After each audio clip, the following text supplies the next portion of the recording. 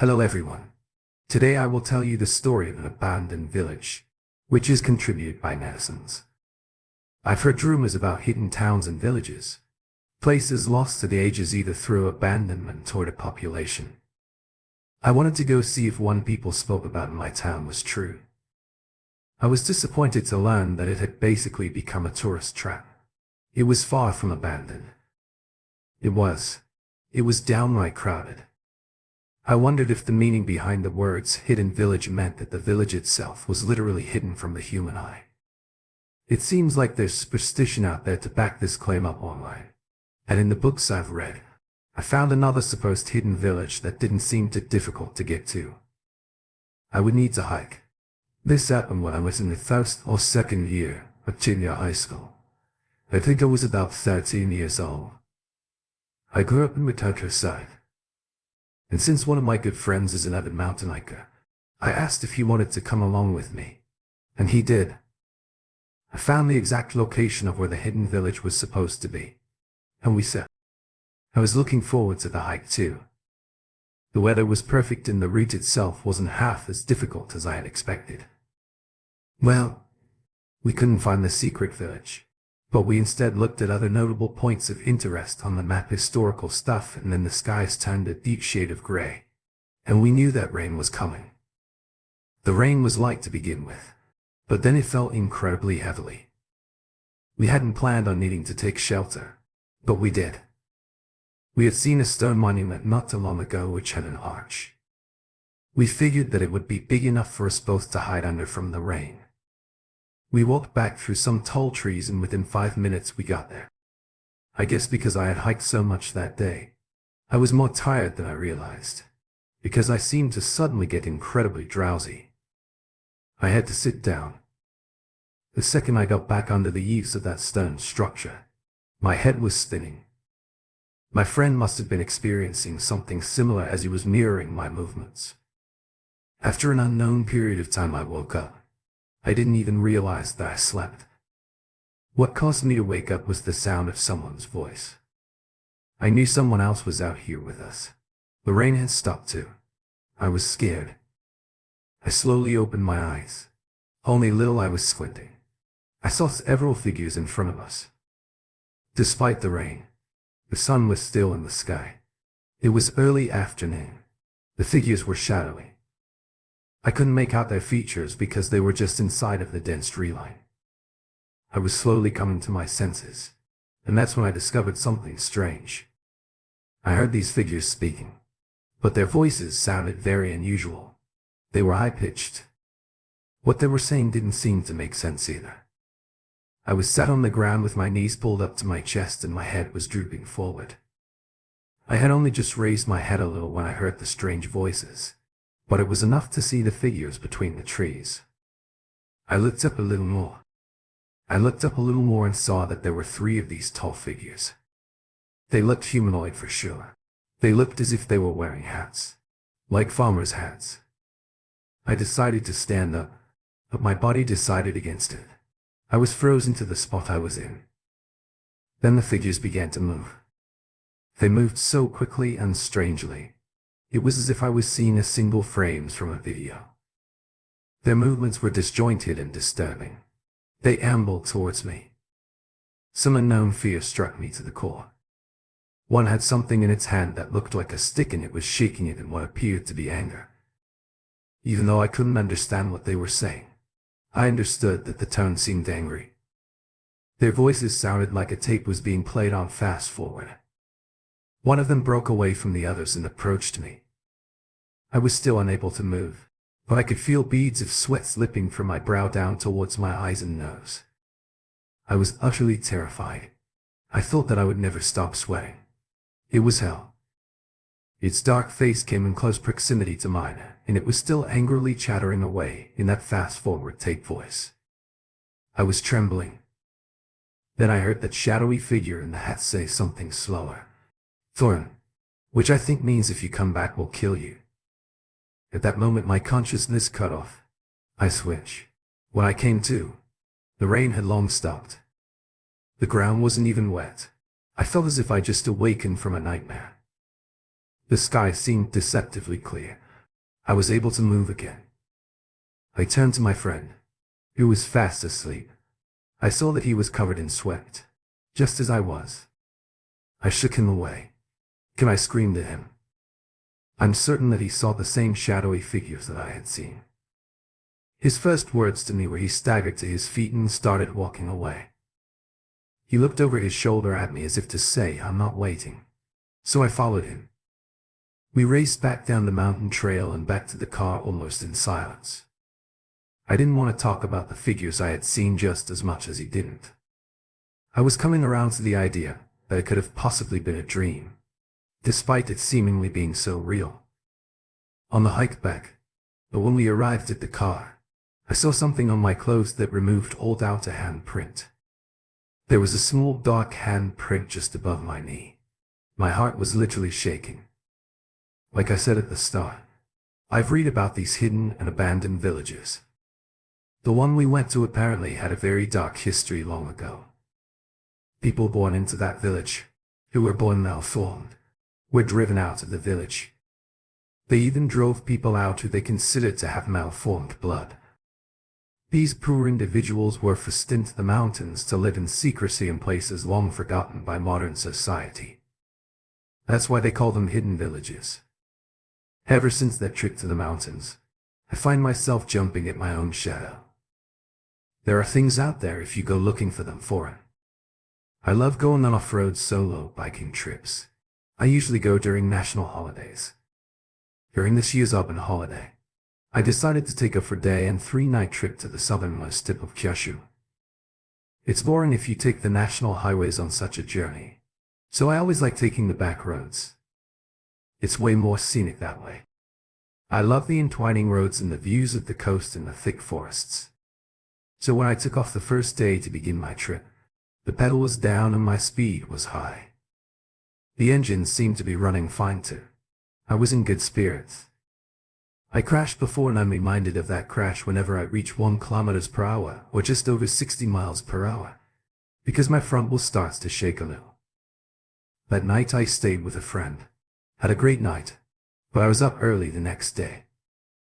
The second day was good. Very scenic. I stopped by a hot spring on the way. Took a bunch of photos. I was making detours on the way. It was great, but I was off schedule. I wasn't anywhere near where I was supposed to be according to my plan. I was thinking maybe I should speed things up a little to account for the time I lost. Maybe get on the highway or something, find the most direct route. On the other hand, there was a lush stretch of forest roads upcoming. I was looking forward to this road. It was always amazing to ride that road. It's between Kumamoto and Miyazaki, if anyone's interested. I didn't have a hotel booked, so I didn't feel as if I needed to rush. So I decided to enjoy the forest road. It was a beautiful, winding road with clear views of the mountains either side. It's really satisfying. There's a river running by the road at points, so you get the cool air as you go over the bridges. I saw a small shrine up ahead and there was a road leading up towards the mountains. I was intrigued. There was light still left in the day and I didn't have to be anywhere in a hurry. So I thought, screw it. Let's see what's up that road. No one was around anyway. I was on my way. I was taking corners on my bike with one leg lowered into the curve. It was an amazing feeling to be out there on these roads alone. There were no guardrails, so if you fell off this high up the mountain, there would be a hell of a long way down. There were trees, though a morbid thought popped into my mind. I saw myself pinballing between the trees down and down. I was seemingly lost in my thoughts because before I knew it, the front tire started shaking. I was going way faster than I needed to fast into the approaching corner. I felt the bike's rear tire slip beneath me. I knew what was coming. I turned into the skid, but I was going way too fast. I tried to hang on, but it was too late. The next thing I knew, I was sailing through the air, watching my motorbike slide below me. I was thrown violently back down to earth and I hit the ground really hard. The only thing I can take some solace in is the fact that I didn't collide with a tree, a boulder, or even, God forbid, go over the edge. It really hurt, though I got up very slowly. I thought I might have broken some bones, so I was being very cautious. Luckily, I didn't break a bone in my body. Still not sure how I did that. Slowly staggered towards my bike. It had slid a good 100 meters ahead where I had landed. The blinkers and the side mirrors were toast. Multiple parts were going to need replacing. I set the bike upright and I tried to start the engine, but there was nothing. There was just the silence of the mountains. It looked like the front fork was twisted and it might be pinching the tire. Not a good sign. Darkness was descending and I was out of reception on my cell phone. I didn't have much choice. It was time to start walking. I dragged my bike to the side of the road and tried my best to conceal it there. I hooked my jacket over the handlebars just in case it rained and I headed back down the road I came from. I brought my rucksack with me and I had the flashlight function on my phone. I walked for about 3 hours and I thought during that time I would have reached the shrine I saw earlier, but I didn't. I don't know how this was possible. I went uphill, therefore I must come back downhill. There was a mountain on the right and a slope on the left, a mirror image of the route up. I guess that I must have taken a turn or slipped down a side road because things weren't adding up to me. I had a map in my bag, but it wasn't much use if I didn't know where the hell I was and it was getting dark. The moon had hidden its face behind the clouds. I saw no city lights. If it wasn't for the flashlight on my phone, I'm sure I would have walked right off at the edge of the mountain. Decided it was time to take a rest. I was relying on adrenaline energy from the crash, but there was a limit. I stopped by the side of the road and lit a smoke. Once I was still, I heard the sound of flowing water, so I guessed that the river I passed must not be too far away. I looked for the shrine but I couldn't find it. I must have taken the wrong route. It couldn't be helped. I would be sleeping rough that night. I couldn't be bothered to walk anymore. I decided I would make a plan to when I woke up. I just needed to find a decent place off the road so that I wouldn't be killed or woken up regularly by any passing traffic. I found nothing in my vicinity, so I kept walking, and after the road opened up a little more, I couldn't believe my luck. I literally stumbled across some kind of village. I looked around and I couldn't see a single light on. In the village, it was clearly abandoned. The buildings were half destroyed. They were too old. Most of them were made of wood. I saw a tall, rusty and very old water tower. No one had lived here for years. I thought to myself as I passed it by, it was a pretty small village. Perhaps settlement would be a more accurate description. There were only about 5 or 6 houses lined up. The walls were covered in ivy in other areas. The walls had collapsed. You could see inside if you wanted to. I wanted to be inside a building, so I tried to open the doors, but I noticed that the doors outside were locked. There were stone steps running through the village like stepping stones. I saw a well too. It was covered by thick wooden boards. I took a few photos of the village for memory's sake. I leaned against the door of some empty-looking house and I wiped my face with a towel. And then I applied some insect repellent in preparation for sleeping outdoors. I laid down on the porch, grateful for the flat ground and completely ready for sleep. Drowsiness quickly settled in. I woke up after a short while. I immediately had the feeling that something was wrong. I felt like I was suddenly not alone anymore, that I heard a noise. It sounded like the scuffing of shoes, someone dragging their feet as they walked, and it was coming from inside the house. I had to make sure I wasn't hearing things. The sound was faint, but steady, had a strange, slow rhythm to it.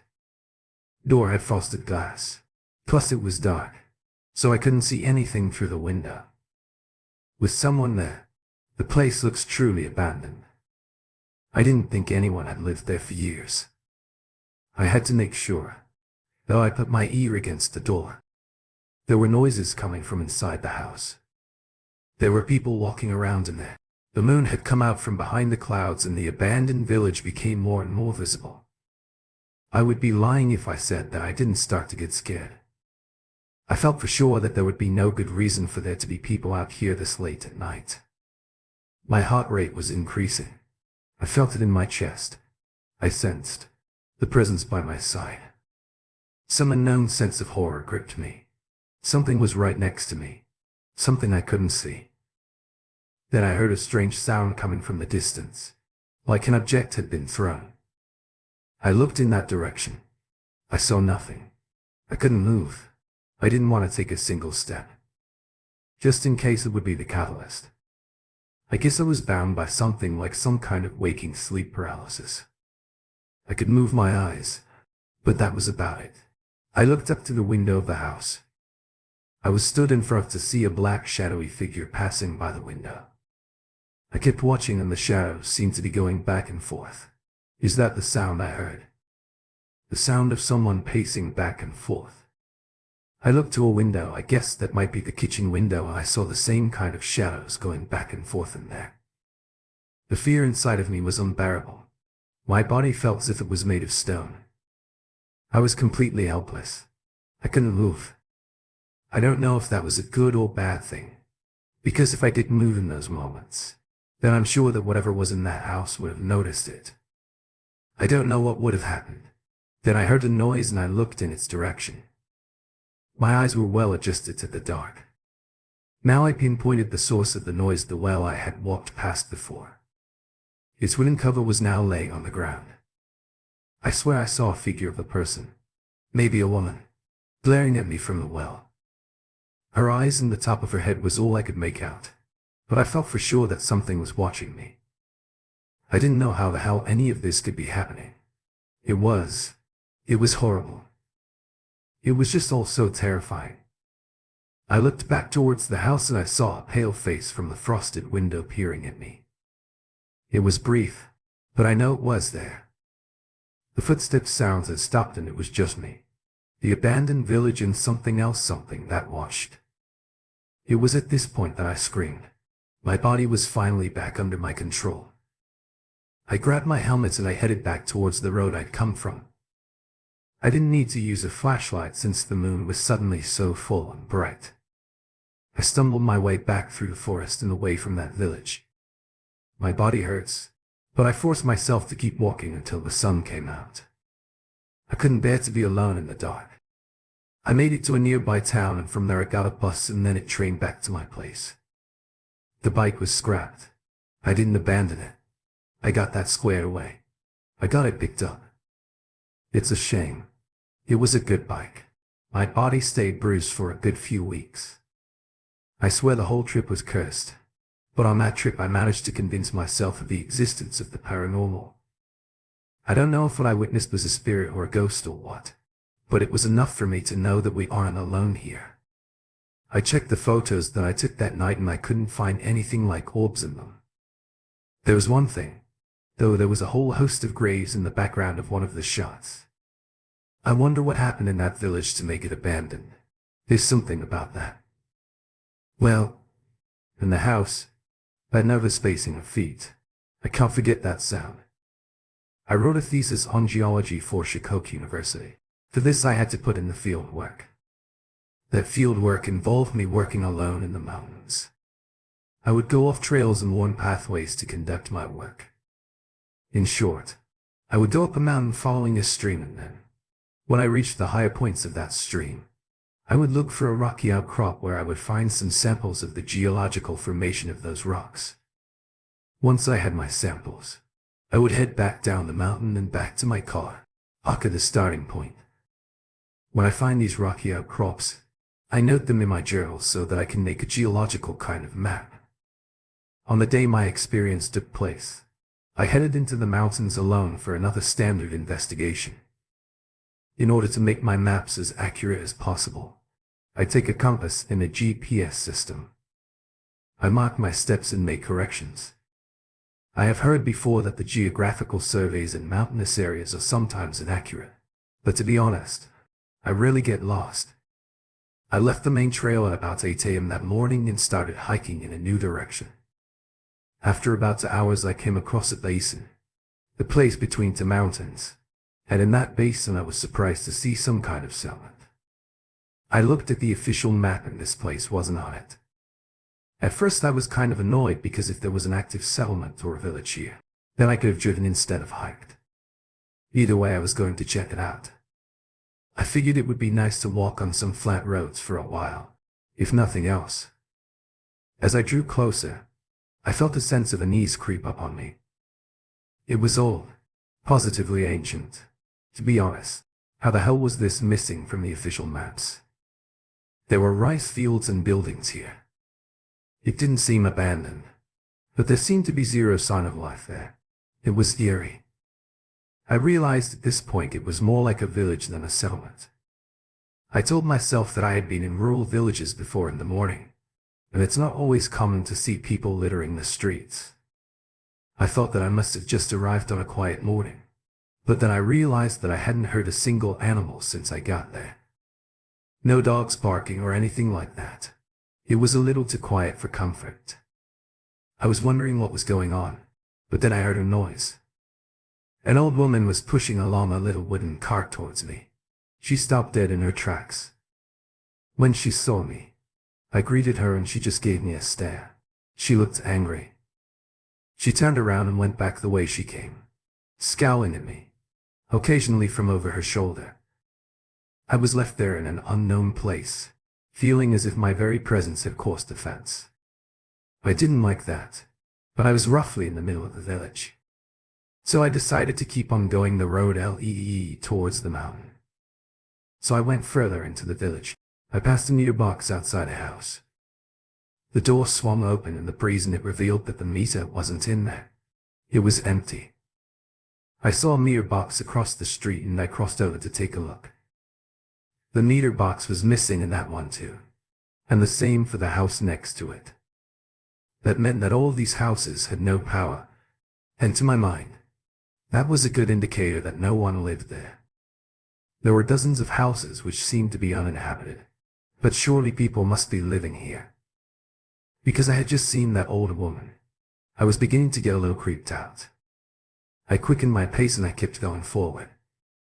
After a while, I came across a building which looked like a kind of community center. I heard a rumble of voices coming from inside that building. It sounded like they were chanting. It was really weird. I walked around the building and I saw a large mound of soil, and on top of that pile of soil was countless white paper dolls on sticks. I guess they were chopsticks. It looked like they had been stabbed in. It reminded me of a cemetery, some kind of mass grave. I felt like it was time to go, like I shouldn't even be there in the first place. I turned around and headed back the way I came back out of the village. I remember taking several turns in the road to get where I was, but I must have kept getting them wrong because on the way back I was seemingly going around in a circle. I was right back outside the community center, looking building. Before I knew it, I heard noises and shuffling coming from the building. It sounded like people might be approaching the exit. I guess that it might be a great chance to ask someone for the way out. A bunch of children, elementary school-aged children, came pouring out of the building. I was wondering why these kids were in school. It was a weekday. As I stood there puzzled, some men came out of the building. One of them shouted at me, "What are you doing here?" They looked so angry. Something inside of me just said, "Run." I didn't like the look of those men. So I found a gap between the rows of uninhabited houses and I waded through rice fields and headed up a mountain. I figured once I was higher I could attempt to find my bearings. I heard the men, and now the children, screaming at me. I couldn't make out what they were saying. They sound so angry and hate-filled. They didn't seem to be interested in following me. Thankfully, once up high, I tried to figure out how to get out of that weird village. From my vantage point I could see the community center, and just behind it I saw countless giant crosses there. Something was really wrong about this place. I decided to stay up high, and after a long period of climbing, stumbling and almost falling, I was finally back at the basin.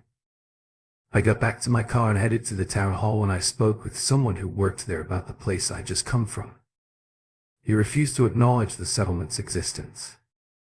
I think I managed to half convince him that it could be a summer school location or a campground, but he didn't want to talk about it at all.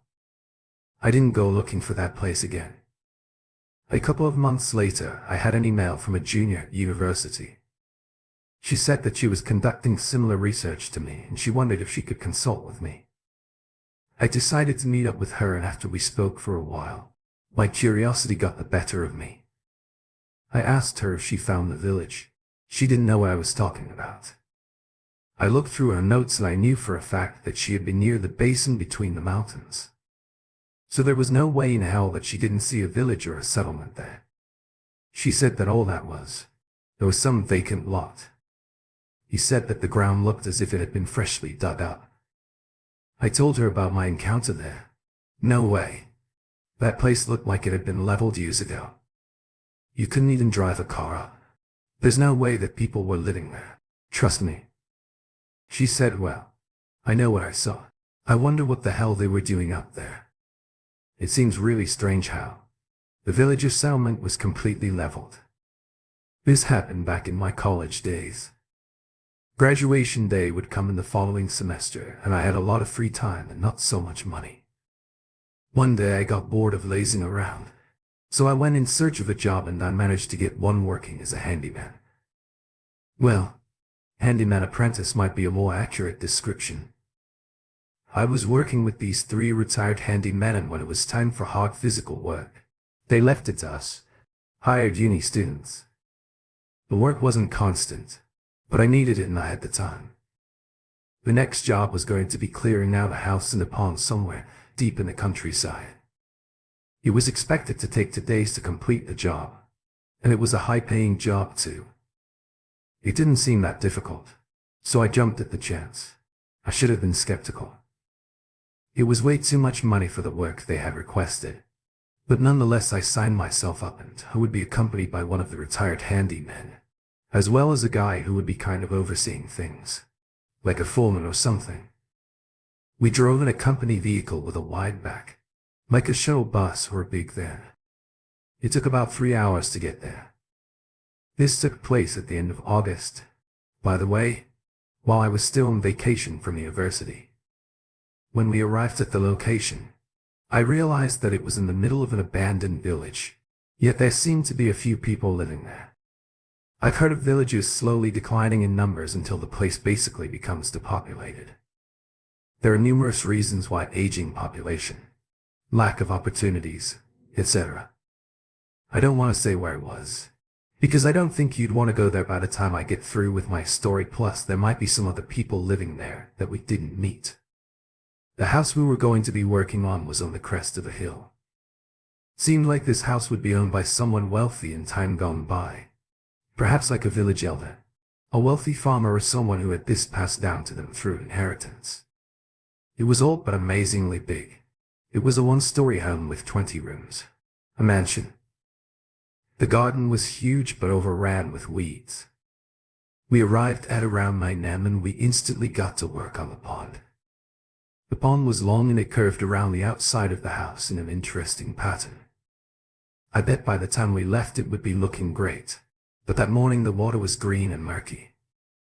There will surely be nothing living in there in its current state. There's a drainage hole down there and we got a pump in the van, but if we use it without raking the pond it's likely to clog. So we kind of have that rake it thoroughly first. The foreman told me it made sense because if the pump busts then we would waste time driving back to go get a new one. He handed me and the old man a couple of nets. We were told to fill some wooden boxes. We brought with us in the van with whatever came out of the pond, and then we would take all that trash back with us. The foreman said that other boxes would be brought up to the house later that evening. I figured that whatever we pulled out of the water could rest on the riverbanks drying until the other boxes came. I didn't expect there to be much down there. Maybe some rocks and weeds and stuff like that. The old handyman and I split up and started sweeping the pond with our nets from opposite ends. When my nets emerged, I saw pale shards of white bones. I guessed that the bones belonged to the animals that inhabited the nearby mountains: cats, small dogs, weasels, and other identifiable creatures. I'm not an expert, but you could tell by the shape of their skulls that they weren't human. I thought that this would be common for ponds which had been long left dormant. To be honest, I thought I would find bones. I just didn't expect to find as many as we did. There were ancient algae green bones coming up from the murky depths. I had no choice but to keep piling them up on the banks. It was hot that day. I was sweating profusely, and hauling bones out of a weed-filled pond is harder than it sounds. To be honest, I can't tell you how many animals were down there, but I wouldn't be surprised if the number was close to 100. By lunch we had drained the pond to about the midway point. I could see the bottom. When we used the pump to flow the water down the banks, the bottom was a dark shade of brown, and when the water settled I saw even more bones down. There were bigger bones now, as well as the small ones that we had been hauling when we got back to work. After a while, another van arrived with more of those wooden boxes the foreman promised us. By the time the bones were all loaded into those boxes, the sun was beginning to set. It's funny, I swear, that some of those bones looked human, like in the dark.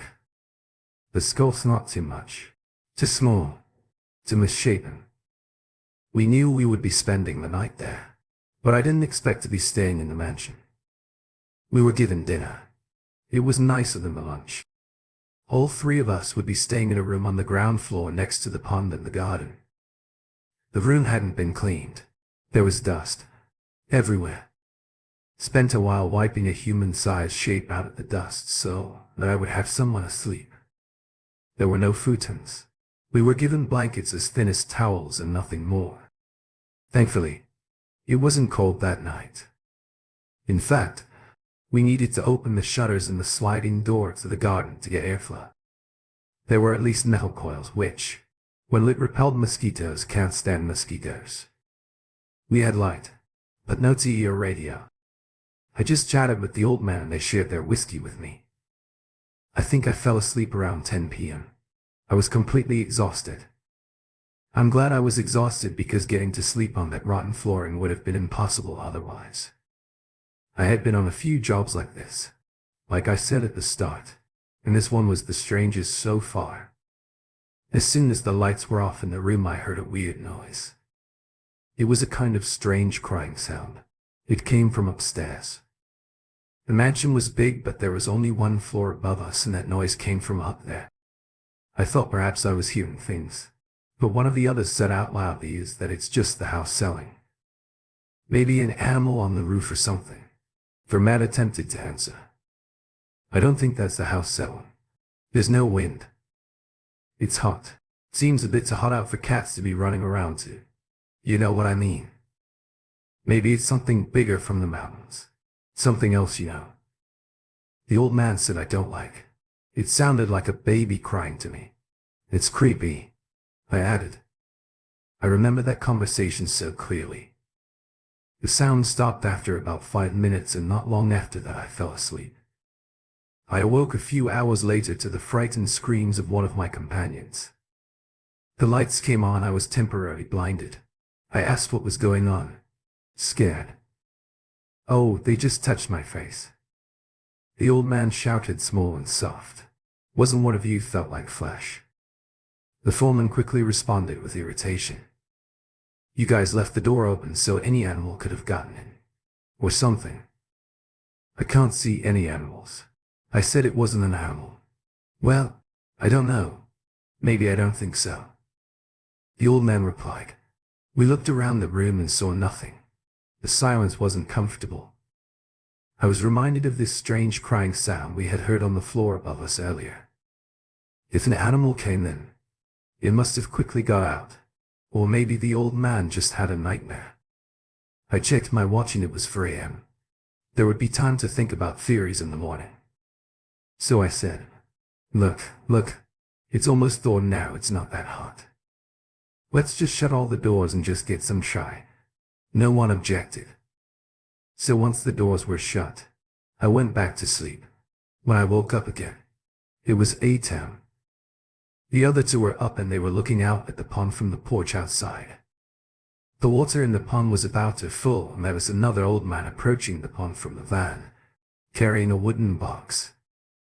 In the box was a golden statue. He pointed at the bottom of the pond and the two old men I was with nodded. I didn't know what the hell was going on, so I went outside to take a look. I wondered what we would need a statue for. I looked at the bottom of the pond and it looked different. There were 3 of these statues in the bottom of the pond, evenly spaced out. They looked about 15 centimeters in size. The retired handyman said to me, "Look at that." He pointed down there. I saw footprints at the bottom of the pond, what appeared to be fresh footprints in the mud. The footprints were small but human, like those of a child or a baby. We had our breakfast. I was really looking forward to getting the hell out of there. I asked what we would be doing that day, thinking that we would be finishing the pond, but I was surprised to hear that we would be working the mansion. Well, I was in the thirst. Well, at least it wouldn't be as hot. That crying sound wouldn't leave my mind. This happened when I was in the 1st or 2nd year of junior high school. I think I was about 13 years old. I grew up in the countryside. I thought that we would be cleaning the whole place from top to bottom, but we found out that there were rooms that we were forbidden from entering. This is where things get weirder and weirder for me. I was handed a dust cloth and a bucket and told that when the dust cloth was unusable, throw it away, and I was only to use water from the pond to clean the house with. I did, as I was told I wanted to be able to leave and get my money. Something was very strange here, and I told myself that if I complied, I wouldn't have to spend another night here. The dust in the rooms was so thick that it didn't take long before the cloth was black with dust, which in turn turned the dirty pond water a shade of black which light couldn't pass through again. We stopped for lunch, and then I deemed the cloth unusable by about 3 p.m. In that moment the work halted.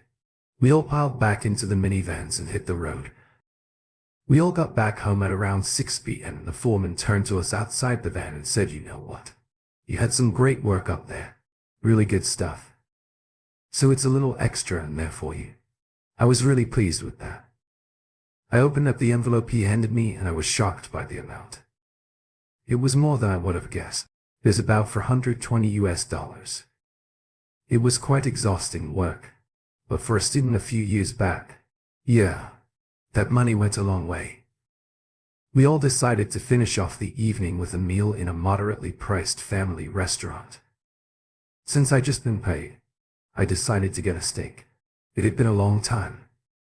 We talked about all kinds of things, and eventually we landed on the subject of the crying thing we heard that night. The old man quietly said, "Called me crazy, but I swear it was a baby we had. We are.